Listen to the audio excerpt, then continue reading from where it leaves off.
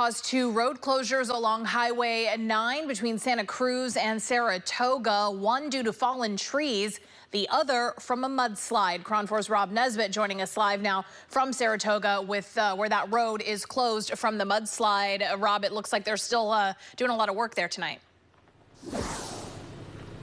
They are, Noel. I'm at the intersection of Sanborn Road and Highway 9 in Saratoga. Behind me is a Caltrans truck that is blocking traffic from driving down Highway 9 because a mile up the road is a muddy mess.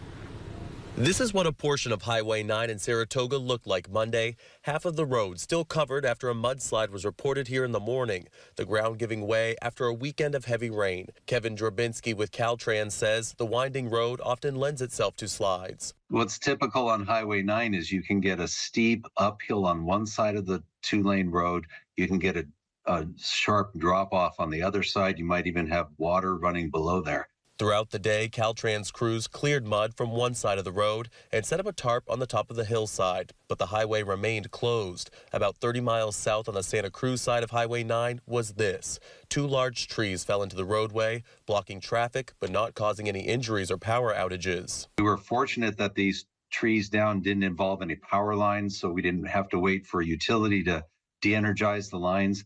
And we've been spending the morning cutting and hauling away material from that in hopes of opening the road here soon. Drabinski says at this time last year, there were far more reports of mudslides and trees down because of severe weather. A break in the rain this week is helping Caltrans crews focus on cleanup and drainage systems. Keeps the cycle going where we go from prevention, going in there and cleaning out the culverts and trimming trees and hillsides. The section of Highway 9 near Santa Cruz that was closed because of fallen trees has reopened. This section of Highway 9 in Saratoga will remain closed, and Caltrans says that's because they have crews in there that are inspecting the hillside, and they will reopen it once they determine it's safe. Reporting live in Saratoga, I'm Rob Nesbitt, KRON 4 News.